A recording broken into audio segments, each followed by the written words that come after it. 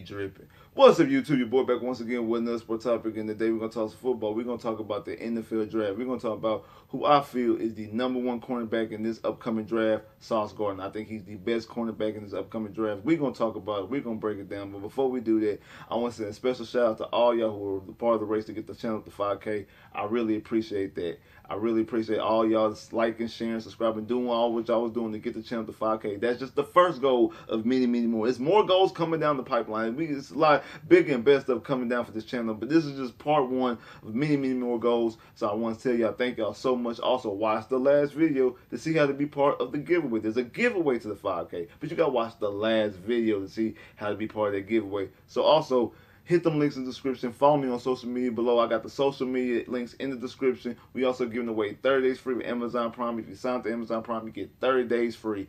All those links in the description. My social media, like I said, the link to get the 30 days free Amazon Prime. Y'all hit the links in the description. And like I said, I appreciate y'all. Thank y'all so much for getting the channel up to 5K. Like I say, bigger and better goals coming down soon. We're going to talk about that another day. But let's talk about what y'all here for and who I think is the best cornerback in this upcoming draft, and that's Sauce Gardner. That's no disrespect to Derek Stingley Jr., the cornerback out of LSU. I'm a big fan of his as well. I know coming into this process, he was rated as the #1 corner. And like I said, I'm a Houston Texans fan. If the Texans end up drafting Derek Stingley Jr., I'll have no qualms about it. I'll be excited. I will get a Derek Stingley Jr. jersey. I think he is a tremendous corner. But it's something about Sauce Gardner. And when I was watching his tape, and when I watched him throughout the season, because I know coming into the season, he was rated like the mid-second round. He wasn't even the late first round. It was like a mid to second round type cornerback. And as I'm watching throughout the year, I'm like, this guy is a good football player. This guy is a good football player. But then when I watched the tape, recently, I was like, he's the best cornerback in this draft. I think Kyle Hamilton is the best player in this draft, period.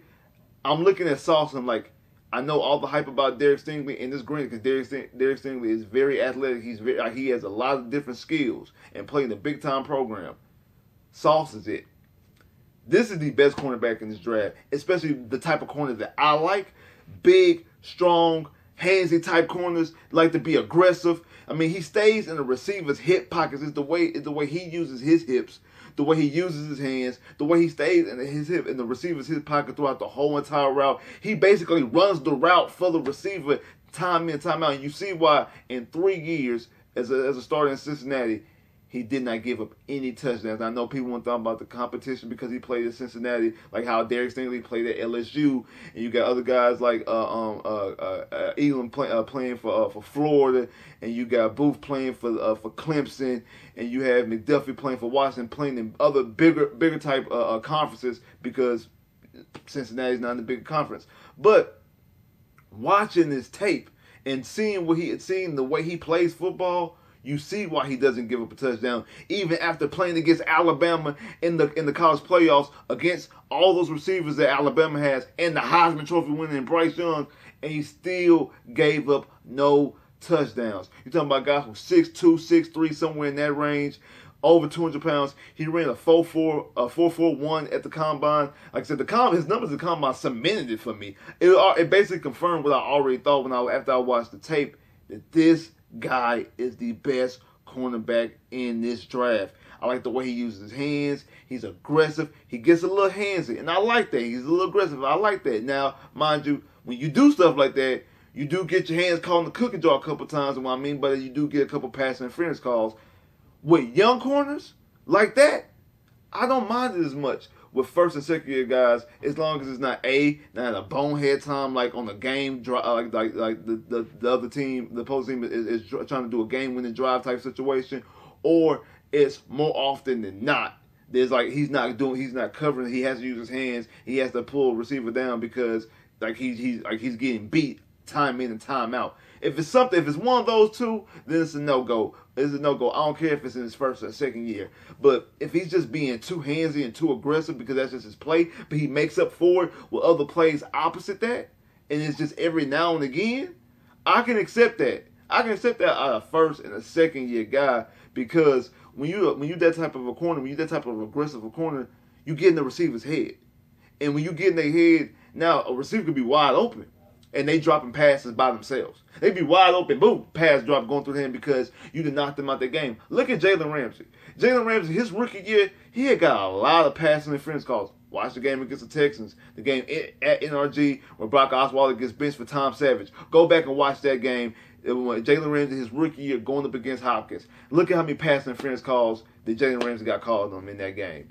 And then look at the following year, he's the best cornerback in the NFL, going on 3 to 4 years. Now I know this past last time we see him in the Super Bowl, T. Higgins made him look like a fool. It wasn't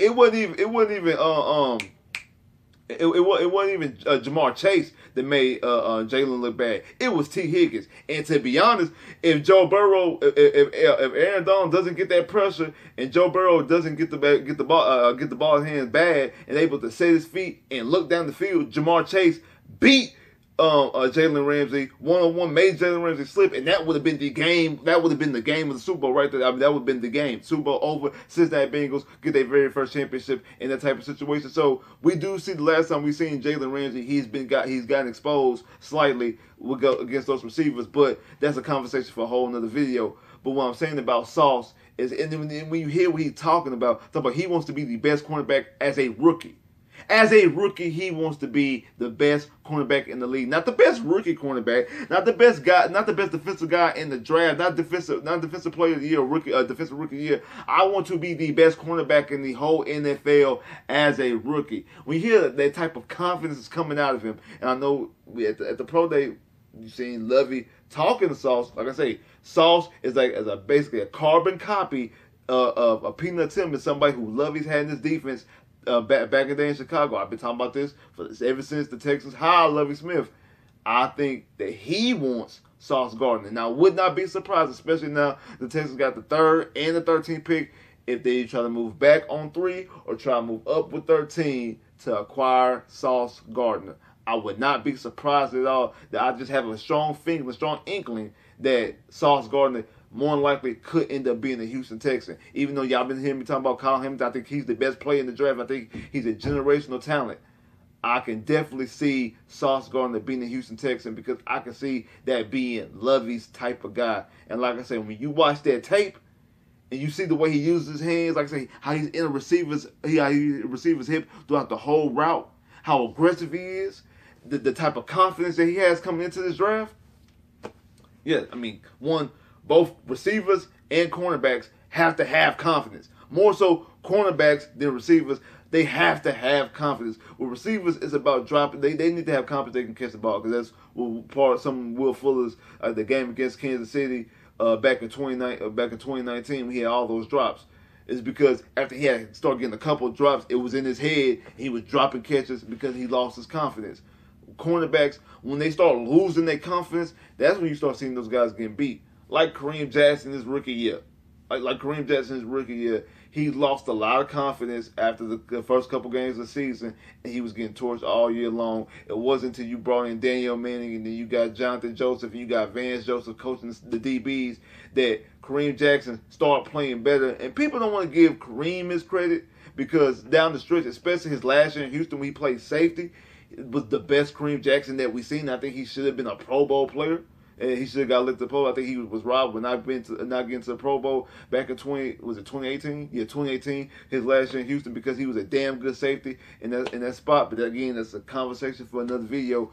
Sauce Gardner has that confidence coming in. He has, like I said, when you hear him talk about he wants to be the best cornerback in the NFL as a rookie, you know he has that confidence. You know he has that confidence coming in. He's the best cornerback in the league. That's his confidence. That's his mindset. That's part of Jalen Ramsey's mindset that he was the best guy. That's why he's barking at Steve Smith as a rookie, going back and forth with Hopkins, going back and forth. I forgot what the other receiver was that Jalen Ramsey was going back and forth with his rookie year.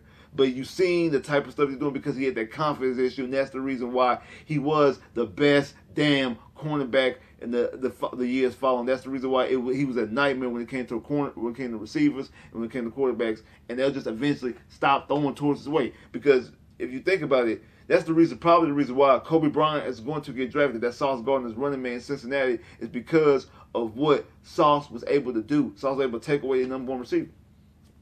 Sauce went over there and took away every team's number one receiver. That's the reason why Cincinnati, the combination of Sauce Gardner and Desmond Ridder is the reason why Cincinnati made it to the college playoffs. Do you really think Cincinnati? Do you really think that Cincinnati made it to the college playoffs because of Desmond Ridder and because of the way Sauce Gardner played? Because he was able to take away that side of the field, take away a team's best option every single game. He took away the team's best option. When you talk about giving up 0 touchdowns in a 3-year span, let that sink in. He gave up 0 touchdowns in a 3-year span. He's the best cornerback in this draft, and I don't care what nobody says. Like I said, I like Derek Stingley a lot. I like Derek Stingley. I like Elam from Florida. I like Booth from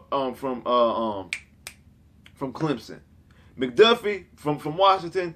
He's okay, but he's not top 3 or 4 in my opinion. I think he's the 5th best corner outside of Sauce's 1, Derek Stingley, Booth, and Elam. I think that McDuffie is 5th, and he'd probably go in the back half of the first round, top of the second round, depending on how the draft slide. But I don't think he doesn't belong in the conversation when you talk about Derek Stingley and Sauce, because it's really those two. Now I get level of competition. You can throw it at me. Now, I'll concur, because you've seen Derek Stingley in the SEC going up against Bama, going up against. In practice, he had to go up against Jamar Chase and Justin Jefferson. He had to go up against those type of guys. I understand that. LSU, probably DBU. It's between LSU and Ohio State. Which one is DBU? Because both of them produce cornerbacks after cornerbacks after cornerbacks after safety. They both produce defensive backs year in and year out, especially in the last 5 to 6, 7, 8 years. Some of the best cornerbacks that's in the NFL come from those schools. So I get it. I understand it. And the best prospects come from those schools. I get it. And I understand it. But what I'm saying is, when you watch the tape of Sauce, there's no denying it. There's no denying it at all. He's the best cornerback in this draft. And I don't care what nobody says. The way he's able to play zone, the way he's able to play man, he's the best cornerback. His strong suit is, in my personal opinion, I think his strong suit is man. I think he kind of tails off a little bit in zone, but his strong suit is man. I know Tampa 2, we run a lot of zone. I get it, I understand. But from a physical standpoint, I'm pretty sure he's going to remind Lovey of a Peanut Tillman. I'm pretty sure he's going to remind him of Peanut Tillman, and he's going to be able to say, hey, I can coach him. And if they find a way to end up with getting Hamilton at 3 and find a way to end up getting Sauce, because I end up thinking Sauce probably will go late top 10. I think he deserves to go. I think he belongs in the top 5 conversation, but I think he'll probably go somewhere around like 8, 9, 10, 11. Texans pick at 13 again. I wouldn't be surprised if Sauce starts sliding. They jump up and could walk away with both Sauce and Kyle Hamilton, and that's a dangerous combination to start off with to rebuild your secondary, to rebuild your defense. Like, subscribe if you haven't, comment below if you haven't, click that bell, get more videos. I holla.